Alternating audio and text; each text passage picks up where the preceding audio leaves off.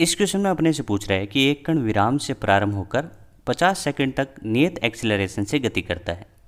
यदि प्रथम 25 सेकंड में दूरी तय की गई है s1 और अगले 25 सेकंड में दूरी तय की गई है s2, तो अपने को बताना है कि s1 तथा s2 में संबंध क्या होगा। तो अपन कह सकते हैं कि इसको अपन ऐसे बना लेते हैं कि यहाँ से लेके यहाँ तक जो टोटल टाइम था वो 50 सेकंड था, तो उसको टाइम में अपन डिवाइड करें तो अपन कह सकते हैं कि ये वाला जो मोशन है वो या गति है वो 0 से 25 है और ये फिर 25 से 50 सेकंड है। इसमें दूरी तय की है s1 और इसमें दूरी तय की है s2, और साथ साथ अपने को इन्फॉर्मेशन दी है कि विरामावस्था से स्टार्ट कर रहा है तो u बराबर कितना होगा 0। सबसे पहले अपन अध्ययन करते हैं 0 से 25 सेकंड का। तो अपन कह सकते हैं कि इसमें अपन यहाँ पे इक्वेशन अप्लाई करें कि दूरी और समय में एक संबंध होता है s बराबर ut plus half A T square, ये सब आप जानते हो। तो यहाँ पे कह सकते हैं ये s1 है, u का वैल्यू 0 है, 1/2 और बोला है कि एक्सीलरेशन क्या है, कांस्टेंट है, तो a ले लेते हैं और t का मान अपन कह सकते हैं यहाँ पे 25 का होल स्क्वायर। ठीक है, तो ये अपना पहला संबंध आ रहा है s1। तो s1 तो अपने पास आ गया, लेकिन अपने को s2 चाहिए। तो s2 आप डायरेक्ट यहाँ से लेके यहाँ तक इक्वेशन लगाते हैं तो यहाँ पे आपको वेग की आवश्यकता होती है। तो इससे बचने के लिए अपन क्या करते हैं कि स्टार्टिंग में इक्वेशन लगा सकते हैं 0 से लेके 50 तक, और उस दूरी को मैं बोल सकता हूँ s है। तो अपन कह रहे हैं वो दूरी है s, उसके लिए फॉर्मूला यूज कर रहे हैं यही s बराबर ut plus half A T square. तुम कह सकते हो कि s अपन फाइंड कर रहे हैं, u का मान इसके लिए भी 0 है क्योंकि 0 से 50 तक अध्ययन कर रहे हैं, प्लस 1/2 a का a और t इस केस में कह सकते हैं 50 सेकंड है तो उसका होल स्क्वायर। ये हो गया आपका s का वैल्यू। लेकिन अपने को तो कैलकुलेट क्या करना था, अपने को तो कैलकुलेट करना था s2। तो अब अपन जाते हैं s2 को कैलकुलेट करना।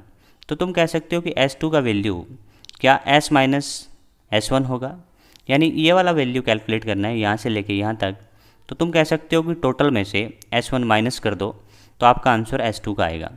तो s का वैल्यू अपन ने फाइंड किया 1/2 a इंटू 50 का होल स्क्वायर माइनस यहाँ पे कह सकते हो 1/2 a इंटू 25 का होल स्क्वायर। तो यहाँ पे अपना s1 तो आया हुआ है, s2 को अपन थोड़ा और सिंप्लीफाई कर लेते हैं। तो s2 को अपन सिंप्लीफाई करें तो अपन यहाँ पे कह सकते हैं देखो 1/2 a इंटू 1/2 एक कॉमन ले लेते हैं और यहाँ पे अपन कह सकते हैं कि 50 का होल स्क्वायर माइनस 25 का होल स्क्वायर। थोड़ा सा और सिंप्लीफाई करो इसको तो 1/2 a और यहाँ पे कह सकते हो कि 50 इंटू 50 आप बोल सकते हो कितना होगा, तो होगा आपका 2500, और 25 इंटू 25 आप कह सकते हो 625 होगा। तुम कह सकते हो कि s2 का मान जो आएगा वो 2500 में से 625 आपको माइनस करना है। तो मैं कह सकता हूँ कि ये वाला बचेगा आपको 1/2 a और 2500 में से 600 माइनस करते हैं तो आपका क्या बचता है 1900, लेकिन उसमें से 25 माइनस और करने हैं तो आप कह सकते हो 1875, ये आपका बचेगा। और अपन कह सकते हैं कि ये आपका s1 अपन और सिंप्लीफाई करें तो 1/2 a इंटू ये होगा 625।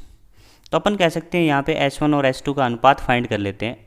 तो s1 बटा s2 अपन फाइंड करने जाएँ इस क्वेश्चन में, तो तुम कह सकते हो s1 का वैल्यू ये रहेगा, s2 का वैल्यू ये रहेगा।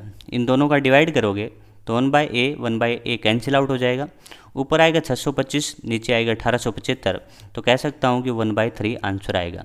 तो तुम कह सकते हो कि इस केस में s2 का वैल्यू जो आ रहा है वो 3 टाइम्स s1 आ रहा है। ठीक है, ये भी कई बार दिया होता है, लेकिन इस क्वेश्चन में आपका जो रिलेशन दिया है वो ये दिया है कि s1 बराबर s2 डिवाइड बाई 3, तो इस वजह से ऑप्शन नंबर 2 हो रहा है।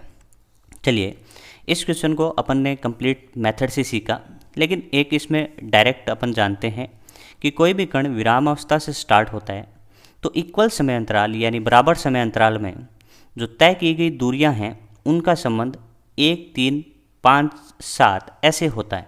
तो ये किसी को ध्यान होता तो वो डायरेक्ट ही इसका आंसर दे देता, लेकिन उसके लिए कंडीशन भी पता होनी चाहिए कि कण विराम से चलना चाहिए और विराम के बाद उसका एक्सीलरेशन नियत होना चाहिए। तब मैं कह सकता हूँ कि इक्वल यानी बराबर समय अंतरालों में तय की गई दूरियों का अनुपात 1:3:5:7:9 यानी विषम अनुपात होते हैं। तो इसको कोई डायरेक्ट भी कर सकता है।